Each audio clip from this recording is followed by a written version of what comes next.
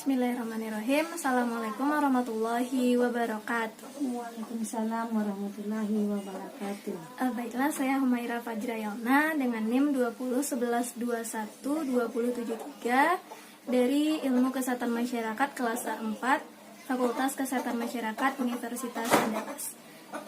Dalam video ini saya akan menjelaskan sedikit materi tentang miositis kepada orang tua saya. Baiklah, kita langsung saja.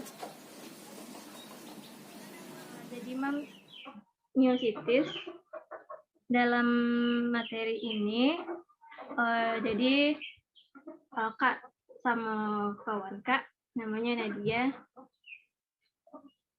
Yang pertama tentang pengertian miositis.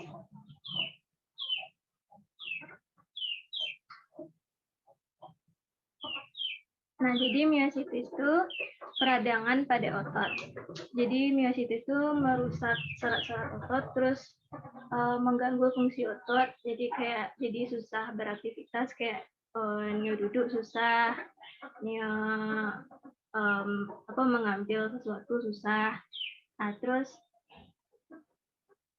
terjadi kelemahan pada otot. Itu pada beberapa kasus miositis itu bisa sembuh dengan sendirinya, seperti dalam beberapa hari atau beberapa minggu. Tapi ada juga miositis yang bersifat kronis, sehingga menyebabkan penyusutan pada otot atau bahkan kecacatan. Nah, ini salah satu contoh dari miositis, yaitu polimiositis. Jadi terjadi kelemahan pada otot peradangan. Nah, jadi secara umum ada 5 jenis miositis. Yang tadi polimiositis. Selain itu ada dermatomiositis, juvenile, toxic, sama IBM atau inclusion body miositis. Nah, gejala-gejala utama dari miositis itu kalau ruam itu pada dermatomiositis, ruam bisa di wajah atau di kulit. Itu kelelahan karena terjadi kelemahan pada otot, terus penebalan pada kulit tangan, bisa terjadi sulit menelan, bahkan menjadi sulit bernapas.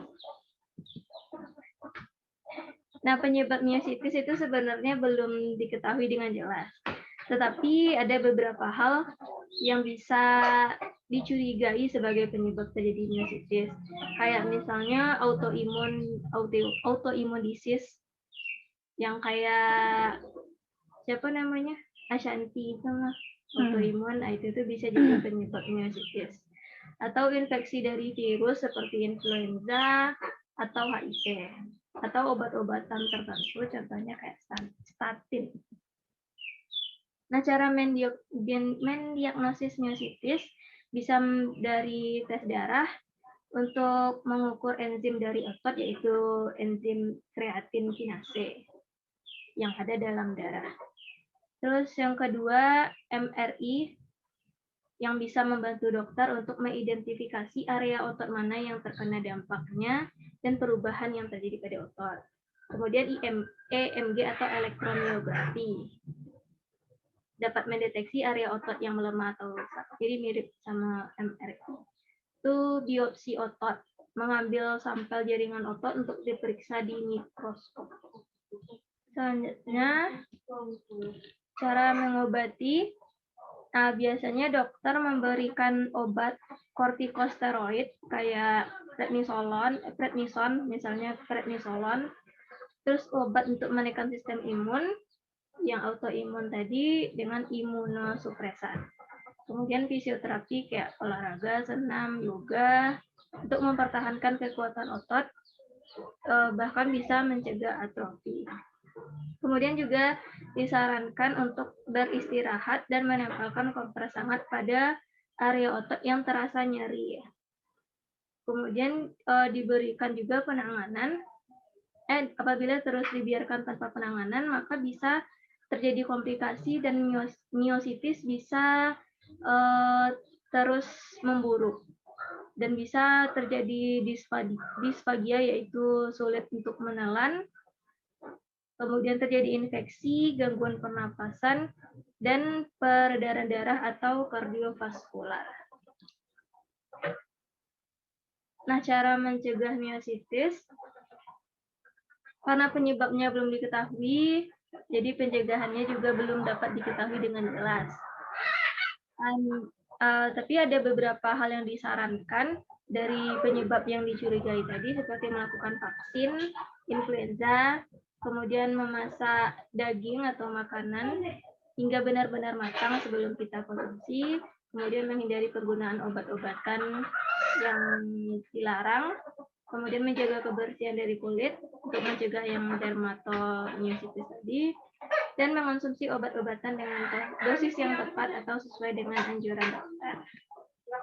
Ini contoh keadaan salah seorang penderita saat terkena miositis, yaitu di RSUP Sanglah. Jadi kalau keluhan utamanya tuh di kedua tangan dan kakinya merasa lemah, yang dirasakannya sejak 2 bulan sebelum datang ke rumah sakit. Kemudian dia merasa kesulitan untuk mengangkat tangan ke atas dan sulit untuk beraktivitas. Bahkan yang awalnya cuma di tangan juga terasa mulai di kaki sekitar 1 bulan sesudah itu. Kakinya terasa berat untuk berjalan. Kemudian dia ibu tuh tiba-tiba jatuh terduduk. Bahkan ketika sedang berjalan tiba-tiba terduduk karena kakinya merasa nyeri. Kemudian penderita juga mengeluh kesulitan untuk berdiri dari posisi. Jadi kalau yang khusus untuk polimiositis, yang lainnya ada di sini.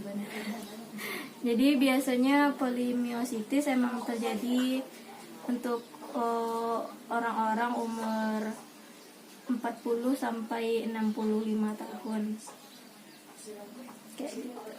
Berarti Mak pernah kena polimiositis juga? Bila Mak pernah sakit tangan? Oh. Tapi habisnya Siga surang. Baiklah, sekian yang dapat saya sampaikan, yang dapat kami kemukakan. Terima kasih telah menonton. Semoga video ini dapat sedikit bermanfaat. Maaf atas segala kekurangan dan kesalahan. Wabillahi taufiq wal hidayah. Assalamualaikum warahmatullahi wabarakatuh. Waalaikumsalam warahmatullahi wabarakatuh.